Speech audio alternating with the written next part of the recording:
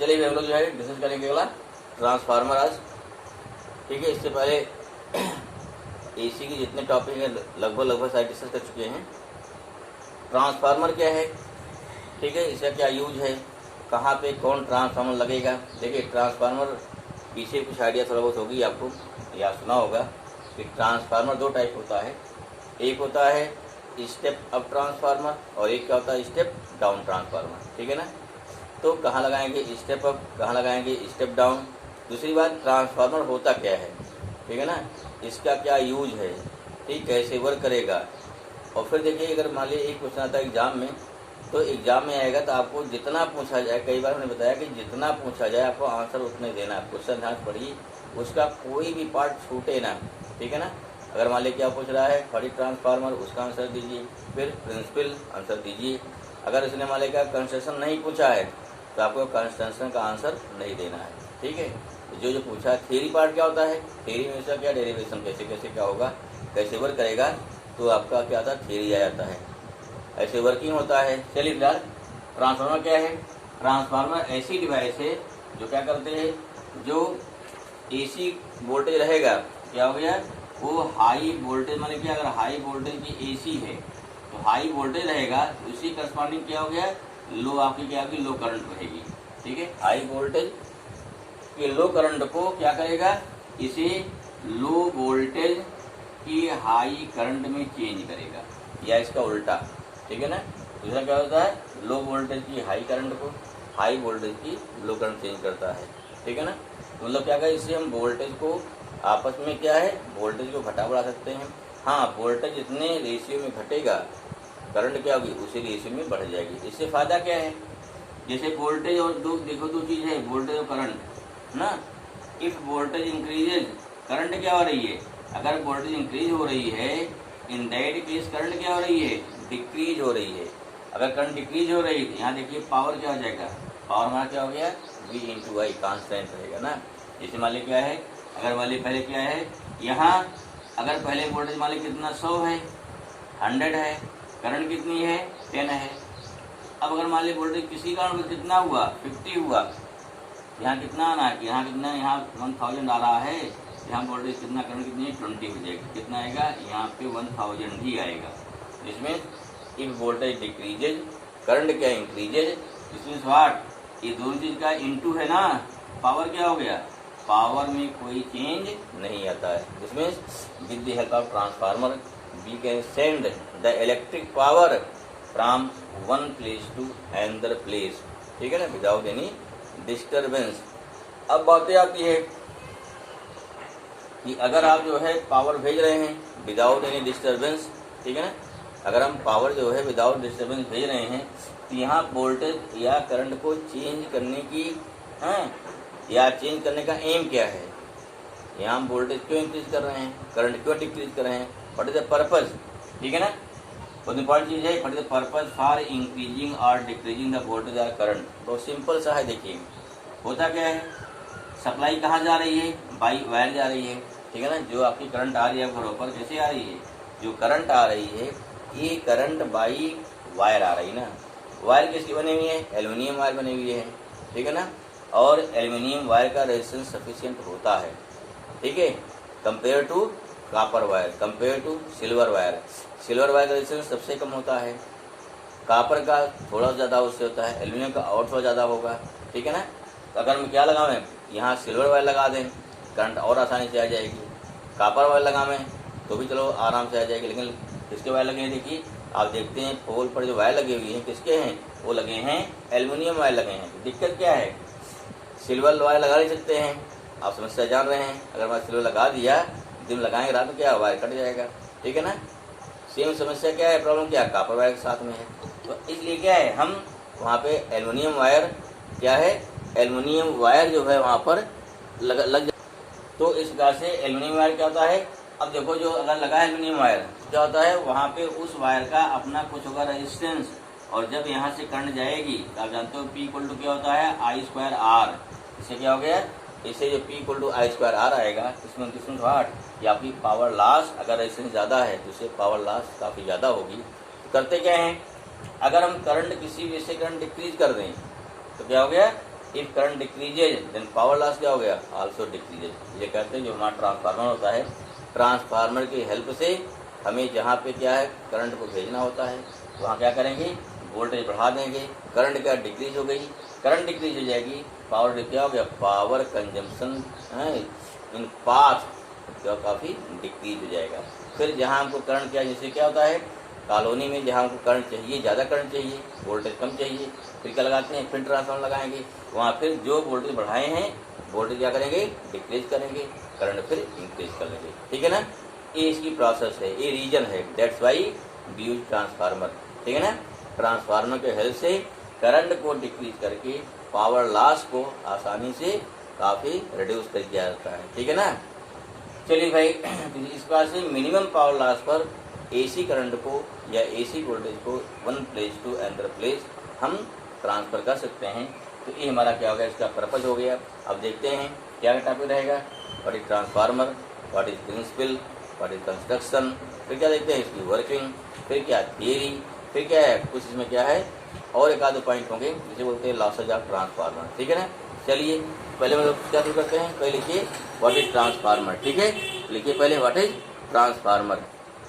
क्या हो जाए हमारा ट्रांसफार्मर, क्या ट्रांसफार्मर ये device which is used to conversion of high voltage of low current into low voltage of high current and its vice versa, means क्या इसका opposite भी, अर्थात क्या है low voltage of high current to क्या हो गया to high voltage of low current. ठीक है, और क्या होता है, it is use for sending of alternative current at long distances.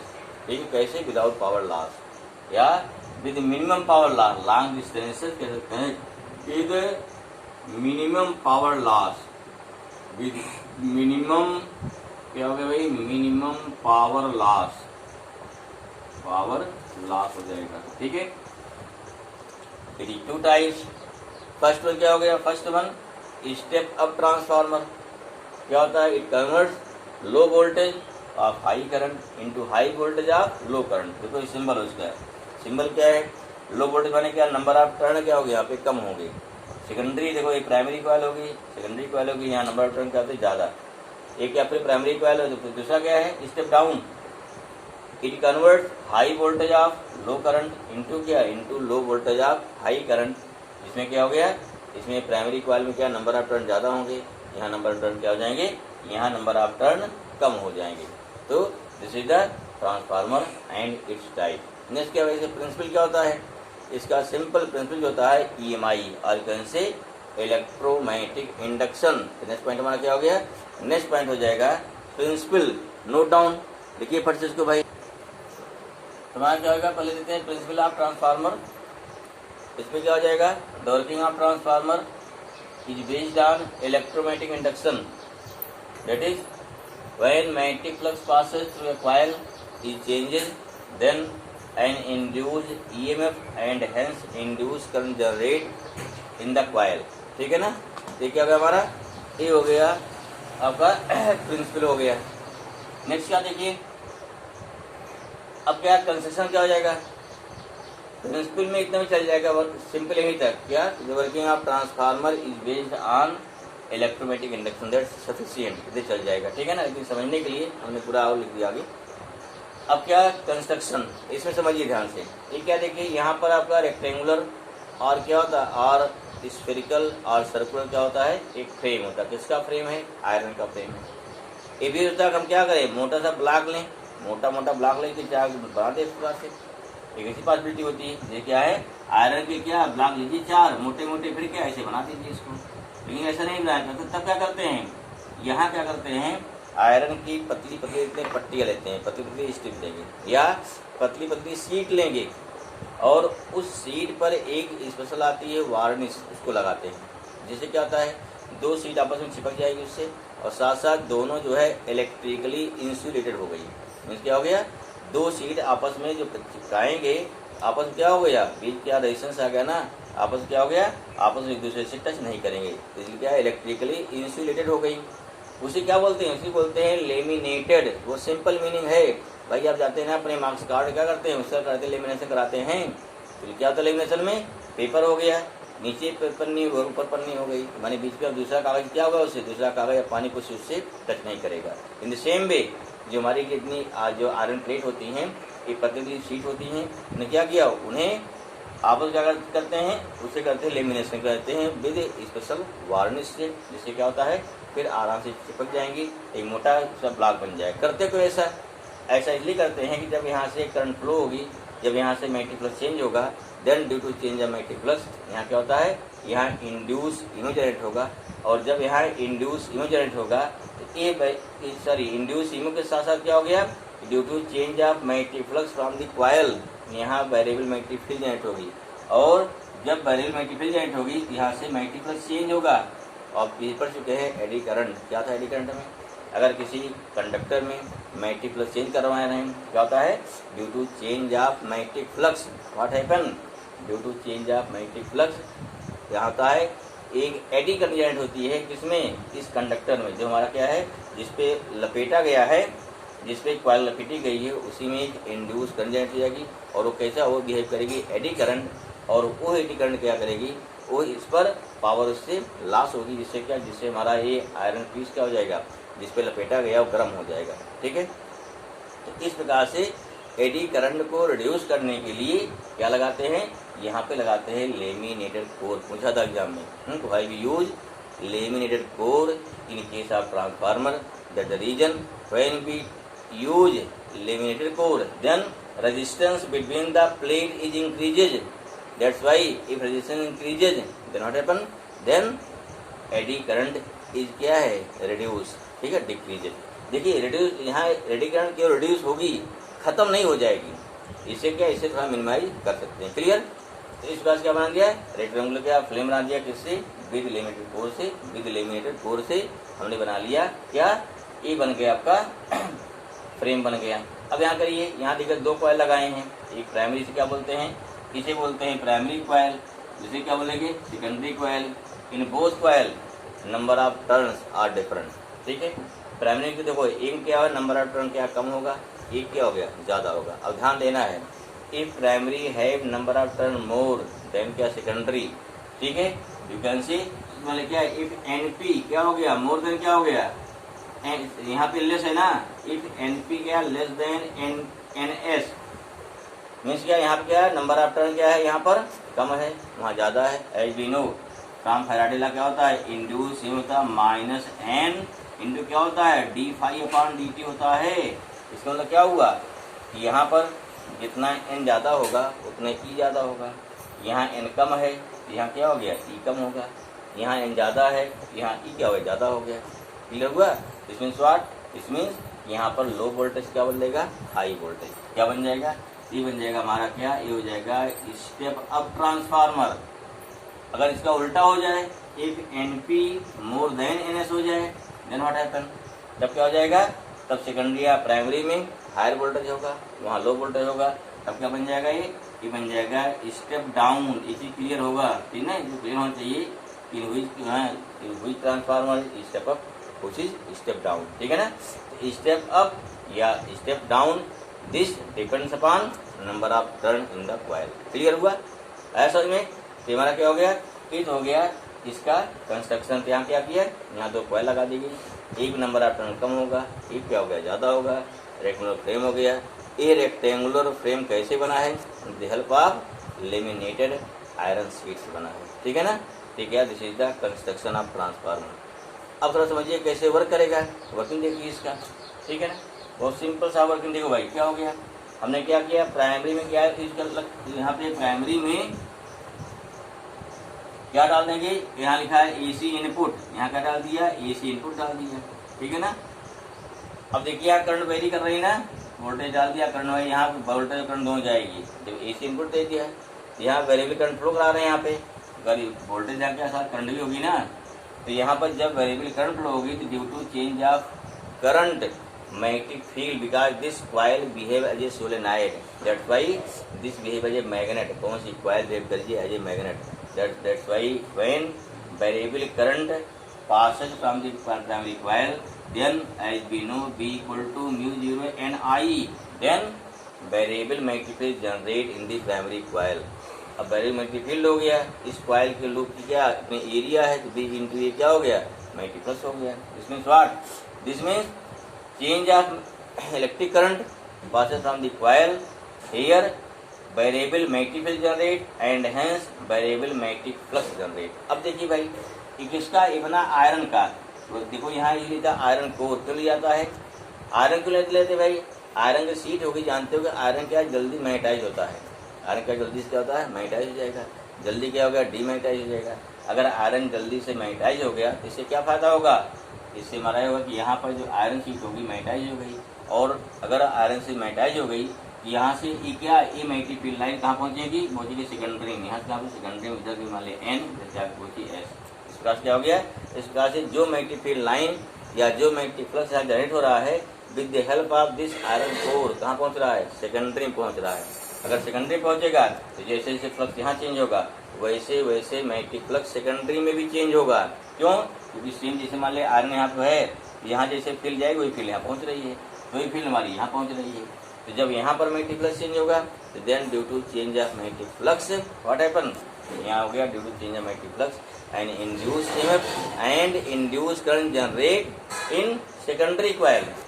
और जो सेकेंडरी कॉइल में इंड्यूस ईएमएफ या इंड्यूस जनरेट हो रही है वही क्या है, वही हमको आउटपुट में मिलेगी। ठीक है ना, तो दिस इज क्या, दिस इज द वर्किंग, आपको यही इसी को लिख लेना है, तो लिखिए इसको। ठीक है ना, तो वहाँ क्या हो गया, कंस्ट्रक्शन है ना, transformer is made by number of rectangular और सर्कुलर लेमिनेटेड थिन, क्या हो गया, थिन आयरन सीट, क्या हो गया थिन आयरन सीट हो जाएगा, laminated thin iron seat which is known as laminated iron core बोलेंगे। ठीक है ना, and two coils which have different number of turn, एक नंबर टर्न ज़्यादा, एक क्या हो गया कम, number of turn are wounded on the front to front side of rectangular loop।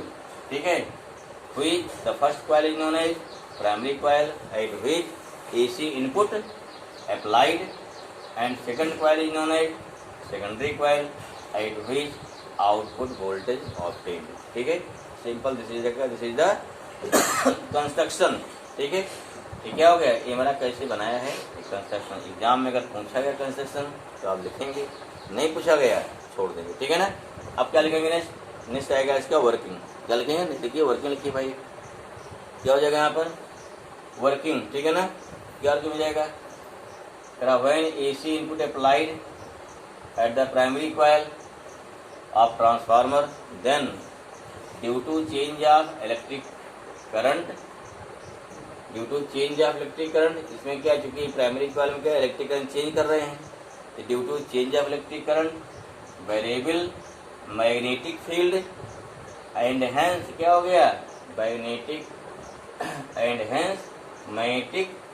Flux generate in primary coil. यहाँ क्या मैग्नेटिक फ्लक्स भी रहेगा भाई, मैग्नेटिक फ्लक्स है क्योंकि variable magnetic field and hence क्या हो गया, मैग्नेटिक फ्लक्स, सारी कैंसिल क्लियर कर लो, एंड हेंस वेरिएबल क्या हो गया, and hence variable magnetic flux generate in primary coil.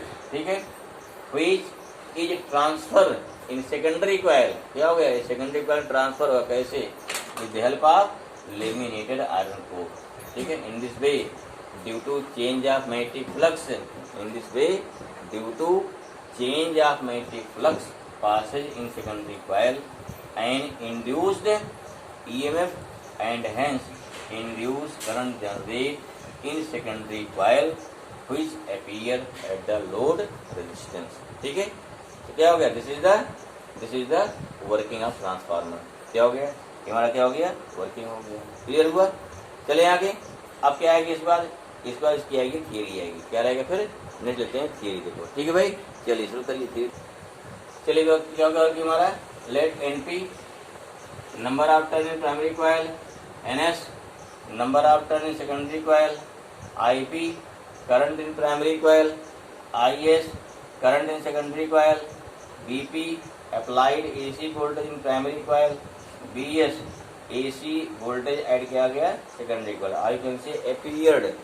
ठीक है ना, AC voltage at secondary coil. Clear होगा, क्या लगाएंगे, अब लगाएंगे फ्रॉम फैराडे सेकंड लॉ। चलिए नीचे लिखो therefore from Faraday second law. इसको याद रखिए भाई क्या क्या लिखा गया था, जो दिखा दिया क्या इसमें हम कंसीडर करेंगे, क्या हमारे कंसीडरेशन है, ठीक है ना, क्या क्या कंसीडरेशन है।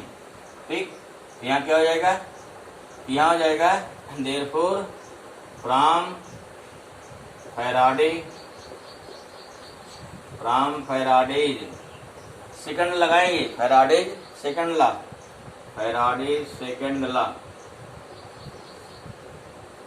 सेकंड लॉ क्या हो गया, इंड्यूस इमेज जनरेटिंग क्या हो गया, प्राइमरी कॉइल कितना हो जाएगा, EP equal to minus NP d∅/dt। देखो भाई जो यहाँ वोल्टेज जा रहा है वही सेम मैग्नेटिक फ्लक्स कहाँ जा रहा है, जो मैग्नेटिक फ्लक्स प्राइमरी कॉइल में से जनरेट हो रहा है, सेम क्या है आइडियल केस में ट्रांसफर होगा, रियली नहीं होता है। लेकिन आइडियल केस क्या बोलते हैं, आइडियल केस में होल मैग्नेटिक फ्लक्स और passes from the secondary coil, that's why d∅/dt क्या सेम रहेगा।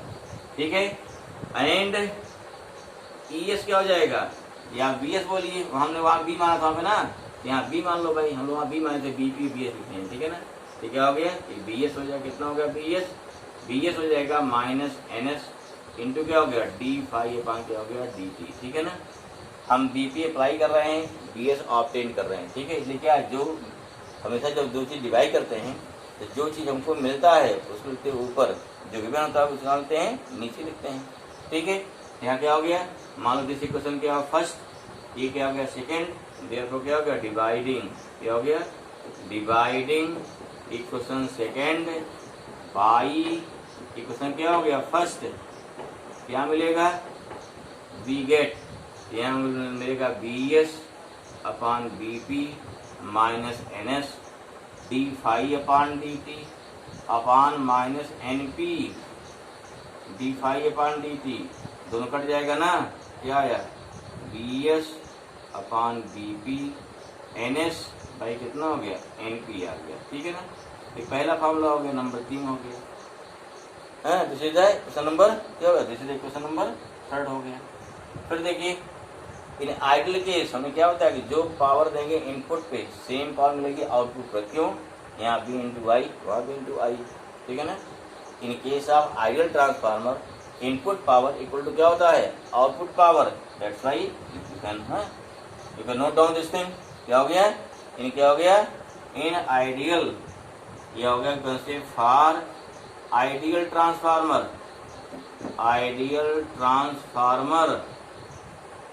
क्या हो जाएगा, ये हो जाएगा यहाँ पे इनपुट पावर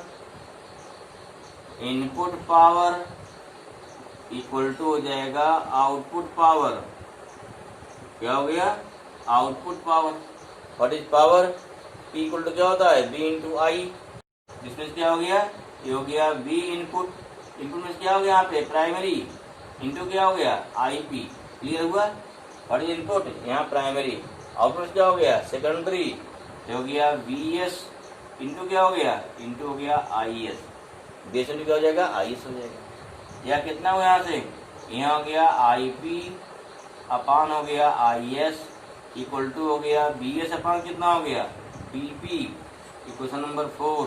अब देखिए जरा 4 और 3 क्या मिल जाएगा, फ्रॉम इक्वेशन 3 और 4 क्या मिलेगा, हाँ 3 और 4 में यहाँ इन प्लेस आप क्या BS/BP किसके इक्वल हो गया IP/IS हो गया, जिसमें क्या देयरफॉर फ्रॉम इक्वेशन 3 एंड क्या हो गया एंड इक्वेशन 4 क्या मिल रहा है, हो गया BS/BP equal to NS/NP equal to क्या होता है, इक्वल टू गया IP/IS, आई उल्टा हो गया ना इधर की, this is the main formula, क्या है this is the important formula, ये हमारा मेन फार्मूला है, जितने न्यूमेरिकल होंगे इसी चलेंगे इसी पे, ठीक है। बिकॉज BS/BP NS/NP IP/IS सारे इक्वल है ना, दैट्स व्हाई ये कांस्टेंट आता है, क्या आता है दिस होल थिंग एक कांस्टेंट स्मॉल r, ठीक है ना। क्या स्मॉल r भाई इसे क्या बोलते हैं, दिस वेयर आर क्या है, वेयर आर बोलते हैं R is constant, where R is constant and it is known as, क्या बोलते हैं इसे, the known as transformation ratio बोलते हैं। तो क्लियर है भाई, हैं क्यों बोलेंगे, क्योंकि बी एस इक्वल टू क्या आर इंटू बी पी हो जाएगा ना, हमारा बी पी का कौन सा पार्ट है, कितना गुना बी एस हो रहा है, तो कितना ट्रांसफर हो रहा है, मतलब कितना बदल रहा है, ट्रांसफॉर्मेशन हो रहा है ना ट्रांसफर। ठीक है, इसलिए क्योंकि यहाँ पे एक फॉर्म से बदल रहा है, चेंज हो रहा है ना, वोल्टेज बढ़ रहा है ना, वोल्टेज घट बढ़ रहा है, चेंज हो रहा है। क्लियर हुआ है समझ में। आगे देखो कभी एक क्वेश्चन पूछ लिया जाता है कि देखो सुने होंगे होता है एम्पलीफायर, ठीक है, मिलेगा कहीं पे, आगे जान लीजिए थोड़ा यहीं पे। एम्पलीफायर काम क्या होता है, वो भी वोल्टेज इंक्रीज करता है, ठीक है, अगर हैवी वोल्टेज इंक्रीज कर रहा है तो पूछ लिया जाता है कि दोनों डिफरेंस क्या होता है। तो ध्यान रखिए, इन केस ऑफ एम्पलीफायर को वोल्टेज और करंट दोनों इंक्रीज करता है, तो वहाँ आपकी पावर भी इंक्रीज होती है। लेकिन यहाँ क्या है, यहाँ वोल्टेज जिस रेशियो में इंक्रीज होगा, करंट क्या होती है उसी रेशियो में डिक्रीज होती है। इसलिए पावर क्या होता है, यहाँ पे input power and output power both are क्या होता है, बोथ आर सेम। क्लियर है समझ में। चलिए भाई ठीक है, ये वाला क्या हो गया, ये इसकी थ्योरी हो गई। जितने आपके न्यूमेरिकल होंगे मैक्सिमम न्यूमेरिकल आपको मिल जाएंगे इनसे। ठीक है, बस ध्यान से क्वेश्चन पढ़ना है, तय करना है कि एनएच दिया है, एनपी दिया, बीएच दिया, बीपी दिया, आईएस दिया, फिर क्या पूछ रहा है। अगर ये फार्मूला आपको याद है तो 100% आपके ट्रांसफार्मर के न्यूमेरिकल कभी रॉन्ग नहीं होंगे। ऐसे में चलिए भाई थ्योरी हो गई। नेक्स्ट देखो इफिशियंसी, नेक्स्ट क्या लिखेंगे, बोला क्या है, इफिशियंसी ऑफ ट्रांसफार्मर। क्या हो गया भाई, इफिशियंसी ऑफ क्या हो गया ट्रांसफार्मर,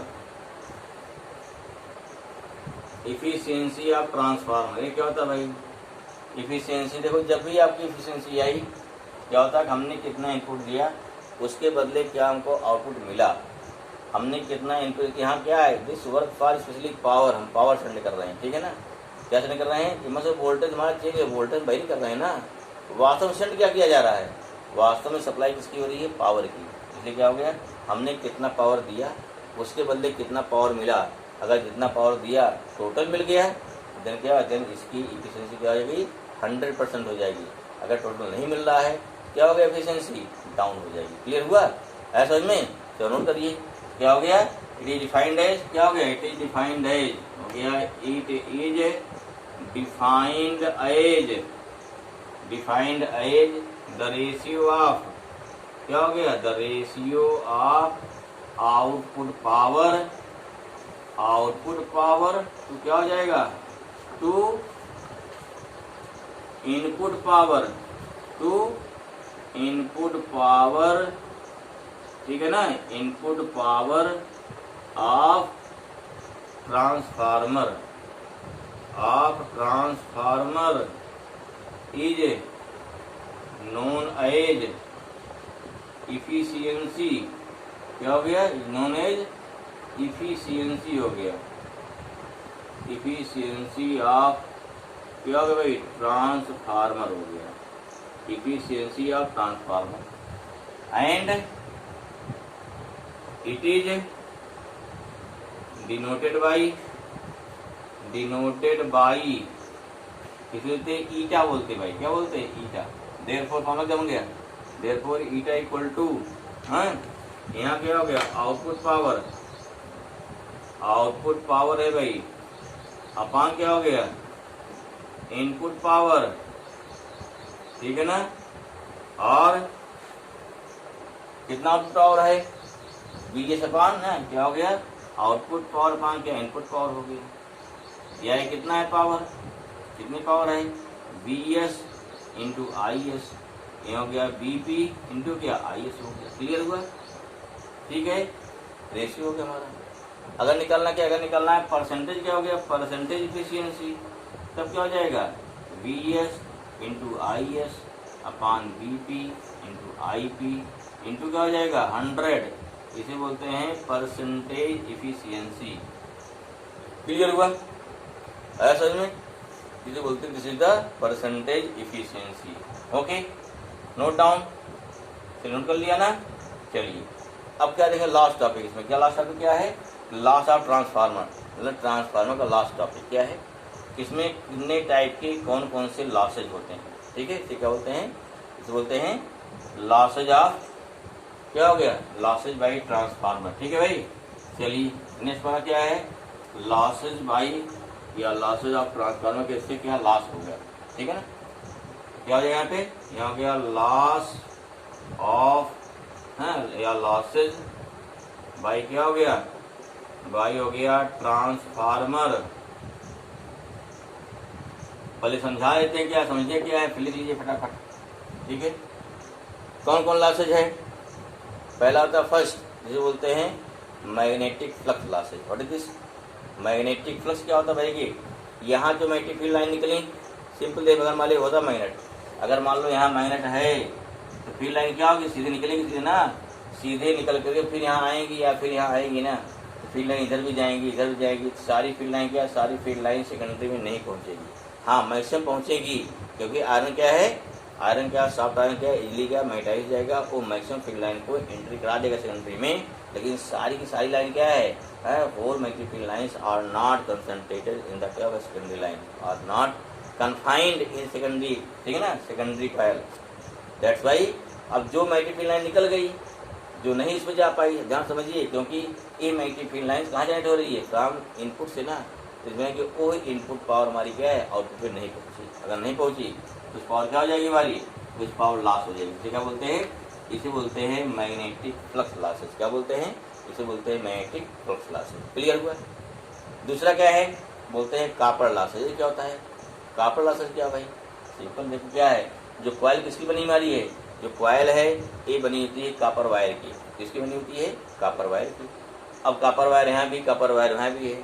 अब क्या है, कापर वायर का रेजिस्टेंस मिनिमम होता है, जीरो नहीं होता है। क्या होना चाहिए, अगर हमारा इंडक्टर ना, अब जानते हो कि इंडक्टर का रेजिस्टेंस कितना होना चाहिए, जीरो होना चाहिए। कौन सा resistance, ohmic resistance, not excel. ठीक है, तो यहाँ क्या है, यहाँ पर जो हमारा कापर वायर है जिसकी कॉइल बनी है उसका रेजिस्टेंस जीरो नहीं होता है। अगर जीरो नहीं होगा, जब इसमें एसी करंट फ्लो होगी तो ड्यू टू फ्लो ऑफ या during flow of electric current I square R some power क्या होगी, लॉस होगी। इसको क्लियर हुआ है समझ में।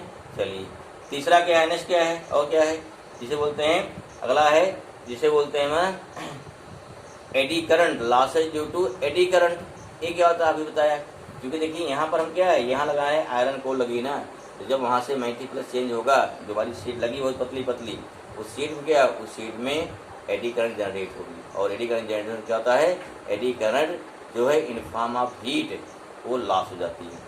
ठीक है, यहाँ हम with the help of laminated iron core से एडी करंट को मिनिमाइज कर सकते हैं, खत्म नहीं कर सकते हैं।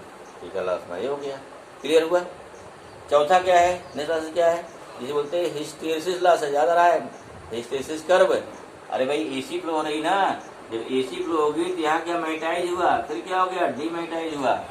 मीन्स क्या हो गया, during magnetization this receive energy. Demagnetize क्या हो गया, निकालना चाहिए, तो ऐसा नहीं करता है। कुछ एनर्जी क्या हो गया, मैग्नेटाइजेशन एंड डीमैग्नेटाइजेशन में कुछ एनर्जी क्या हो गया, आयरन कोर और भी रिसीव करता रहेगा। ठीक है, अगर और भी क्या रिसीव करा तो और भी हीट जनरेट होगी।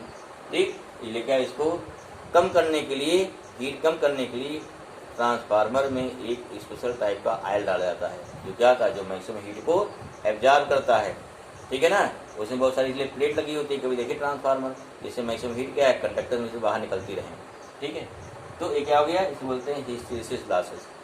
चौथा लॉस क्या भाई, एक और इसे बोलते हैं हमिंग लॉसेस। हमिंग क्या है, गुनगुनाना, भिनभिनाना ना, गुनगुनाना, बोलते हमिंग। कभी देखिए जहाँ पर ट्रांसफार्मर थोड़ा ज़्यादा पावर का है, ये नहीं कि आपको लोग आपके कॉलोनी का छोटा ट्रांसफार्मर लगा है वहाँ जा कुछ सुनाई नहीं पड़ रहा आपको। ठीक है, जहाँ ट्रांसफार्मर थोड़ा बड़ा होता है, ठीक, कॉलोनी वाला भी हमिंग करने क्या, उसमें क्या वाइब्रेशन होता रहता है। ठीक है, जब एसी करंट फ्लो होगी, due to flow of AC current क्या होती है, उसमें होता रहता वाइब्रेशन, और उस वाइब्रेशन से क्या होता है, एनर्जी भी लॉस हो रही है हमारी। इसे क्या बोलते हैं, इसे बोलते हैं हमिंग लॉसेस। क्लियर हुआ। ये हमारा क्या है, this is the type of losses by transformer. Clear हुआ ऐसा समझ में। चलिए फटाफट नोट करिए इसको, हैं, नोट करिए फट से भाई। ओके, वहाँ क्या दी जाता है, लॉसेज बाई ट्रांसफार्मर। फर्स्ट क्या हो गया, मैग्नेटिक फ्लक्स लॉसेज। क्या हो गया, the magnetic flux generate in a primary coil is not completely linked with secondary coil. Therefore, some electric energy losses in form of magnetic flux. बताया था ना, दिखाया था उसमें आपको। सारी मैग्नेटिक फील्ड लाइन क्या है, प्राइमरी वाली सेकेंडरी में ट्रांसफर नहीं हो पाती है। क्या हो गया, और these magnetic field line are generate due to AC input ना, जो हम करंट भेज रहे हैं उसमें क्या सारा हमारा एनर्जी ट्रांसफर नहीं हो पा रही है। चलिए सेकंड क्या, कॉपर लॉसेस क्या होता है, इसमें the transformer coil is made by copper wire as you know, ठीक है, जिस table that's why which have some ohmic resistance, therefore some electric energy losses at the resistance of copper coil, ठीक है। Next क्या, losses due to eddy current, अभी मैंने जिक्र किया था ना, the eddy current generate in the iron core at which copper coil wounded, therefore some energy losses which can be some energy losses and which can be minimized by using of laminated iron core, ठीक है। अगला क्या है, hysteresis losses, ये क्या होता है, सब energy losses during magnetization and क्या होता है, demagnetization of iron core in form of hysteresis. आप जानते हैं इसे बहुत बढ़िया पढ़ चुके हैं, what is hysteresis loss, magnetize करेंगे डीमैग्नेटाइज करेंगे, उसमें आता ना रिटेंटिविटी, कोरोसिविटी वगैरह वगैरह हैं।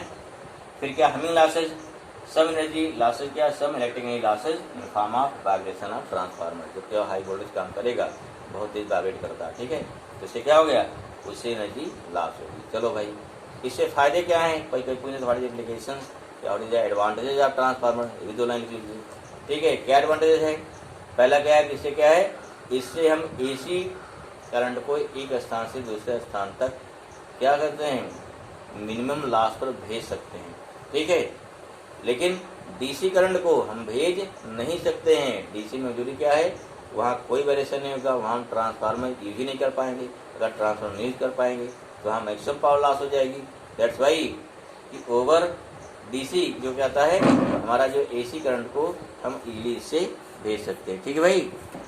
यहाँ क्या हो गया, जो इसका एप्लीकेशंस या जो यूज है ओवर टू डीसी, ध्यान रखिए, ठीक है। हम डीसी करंट को एक स्थान से दूसरे स्थान को सेंड नहीं कर सकते हैं, क्यों, अगर भेजेंगे तो जो रास्ते में उसका क्या है, जो वायर का जो हमारा रेजिस्टेंस है उस पर मैक्सिमम पावर लॉस हो जाएगी, अगर पावर लॉस होगी तो बचेगा ही नहीं। लेकिन विद एसी क्या है, एसी को हम with minimum power loss we can send from one place to another place, okay, ठीक है ना, तो ये हो गया। और क्या फ़ायदा हो सकता है कि अगर मान लीजिए कहीं आपको डीसी की आवश्यकता है, डीसी की ज़रूरत है, in that case we can easily convert AC to DC by using of rectifier circuit. ये क्या होती है, जो बोलते हैं रेक्टिफायर सर्किट होती है, उसको लगा के यूज कर सकते हैं, ठीक है। या नोट कर लो 2 लाइन, चलो नोट करो फटाफट, नोट कर लीजिए। क्या हो जाएगा इसका से, एडवांटेजेस ऑफ क्या हो गया, ऑफ ट्रांसफार्मर, पहला क्या हो गया, AC current can be transmit from one place to another place with minimum power loss, ठीक है, power loss over DC, DC भेज रहा है तो वहाँ पे हम क्या है, करंट कम नहीं कर सकते हैं, अगर करंट को कम नहीं कर पाएंगे तो I2R बहुत ज़्यादा रहेगा हमेशा। दूसरा क्या है, AC current easily can be converted into DC as a requirement by using of rectifier circuit, this is the special type circuit, पहले आपके कोर्स में था, अभी हटा दिया गया है, ठीक है ना। चलिए नेक्स्ट क्या है, ये क्या है next, AC current is cheaper than DC. नहीं भाई, एसी से इलेक्ट्रिकल सर्किट है कोर्स में, मिलेगा कहाँ पे, जब हम लोग पढ़ेंगे सेमी कंडक्टर, वहाँ कोर्स में है, इसको नहीं हटाया, गेट हटा दिया गया ना, ये है। तो क्या है, AC current is cheaper than DC, क्यों, क्योंकि ध्यान देखिए डीसी क्यों महंगी है भैया, आप इसे इन्वर्टर की बाइक इन्वर्टर पिलाते बैठे कितनी महंगी मिलती है, और कितना करंट सप्लाई करेगी वो अगर उसको चार्ज ना किया जाए। इसलिए क्या होता है, एसी क्या करंट होती है, चीपर होती है देन डीसी, ये हमारा क्या है, these are some advantages, okay ना। लास्ट टॉपिक एक और पढ़ लेते, क्या है लास्ट टॉपिक हमारा जो है, क्या उसे बोलते हैं नेक्स्ट, ठीक है, वो हमारा है चोक कॉइल। फिर क्या चैप्टर हमारा एंड हो जाता है पूरा, ठीक है ना, ओके। क्या हो गया हमारे चोक कॉइल, क्या होता है, device is used for controlling AC current और alternative current with minimum power loss. देखिए how we can control DC current, आप देखे जो फैंस होता है, फैन पंखे होते हैं ना, वहाँ आपको दिखाई पड़ जाएगा आराम से। एक अब तो इसमें छोटा लगने लगा, पहले बड़ा सकता था, घुमाने वाला ट्यूनिंग करने वाला ना, बड़ा सकता था, इससे क्या, जिससे इसकी स्पीड घटाते बढ़ाते थे। उसमें क्या होता था, अगर आपको उस करंट को मतलब इसी साथ ही लगता था वो, ठीक है, अगर करंट कंट्रोल करना है पंखे का, हम उसको 1 चला रहे हैं, 2 चला रहे हैं, 3 चला रहे हैं, जैसे जैसे क्या है उसको घुमाते थे, ठीक है ना, तो उस प्रकार से उसमें सर्किट में रेजिस्टेंस बढ़ता था, तो जो अप्लाइड वोल्टेज है कुछ वोल्टेज कहाँ खत्म होता है हमारे इसके नॉब पर, बाकी जाता था पंखे पर। ठीक है, इसलिए पावर हमारा क्या वहाँ लॉस होती थी। अब उसको बचाने के लिए क्या यूज कर लीजिए, अगर चोक कॉइल क्या होता है, हम एसी करंट को कंट्रोल कर सकते हैं। ठीक, विदाउट एनी पावर लॉस, वहाँ कोई आपकी पावर लॉस नहीं होगी। Without any power loss we can control the AC current with the help of choke coil. ठीक, यहाँ कंट्रोल करने का यहाँ पे क्या है, एक्सल घटाए बढ़ाएंगे तो आई क्या होगा, घटे बढ़ेगी ना। यहाँ पे एल घटा बढ़ा दीजिए, क्या होगा, इससे चेंज हो जाएगा। लेकिन क्या उससे खास बात हमारी क्या है, पावर लॉस नहीं होती है। डीसी करंट को कंट्रोल करना है तो डीसी करंट को कंट्रोल करने में मजबूरी हमारी ये है कि हम उससे पावर लॉस होनी है, उसमें हमारे पास कोई उसका चारा नहीं है। लेकिन AC current we can control with the help of minimum power loss, इसलिए क्या है चोक कॉइल होती है। और ये चोक कॉइल तो कहाँ लगती है, वहाँ लगती है ट्यूबलाइट में लगती है। ठीक है ना, क्या हो गया, इसलिए क्या है, device which is use for controlling AC current with minimum power loss, इसका डेफिनेशन हो गया। कैसे बनती देखो, it is made by the coil of copper wire which is wounded, क्या हो गया, which is wounded on the, क्या हो गया, wounded on the laminated thin iron strips. पतली पतली क्या स्ट्रिप होती हैं, सीट होती है, उसे क्या लपेट दिया था कोल कॉइल को। ठीक है, as shown figure, because due to iron core self inductance क्या हो जाएगा, यानी इंक्रीज हो जाएगा of the coil, and due to lamination eddy current हमारी क्या रिड्यूस हो जाएगी। ठीक है, अब मान लीजिए एल क्या है, self induction of the self inductance of the coil हो गया, आर क्या होगा, रेजिस्टेंस हो गया, जेड क्या हो जाएगा, फॉर्मूला क्या होता है, अंडर रूट एक्सल प्रसार स्क्वायर। सिंस देखिए यहाँ कॉपर वायर है, ठीक है, तो इसका रेजिस्टेंस बहुत ही कम होता है। तो अगर मान लीजिए क्या है, अगर R very very small compare to L, then Z क्या हो गया, अप्रॉक्सीमेट एक्सल बचेगा, I equal to V upon Z हो गया, या I equal to V upon XL हो जाएगा। ठीक है, अब क्या है, यहाँ पे एल घटाई बढ़ाइए, कैसे घटाई बढ़ाएंगे, सिंपल भाई, जो आयरन कोर है इसको बाहर निकाल लो, इंडक्टेंस घट जाएगा। अगर कम हो गया, क्या हो गया, हमारी करंट बढ़ जाएगी।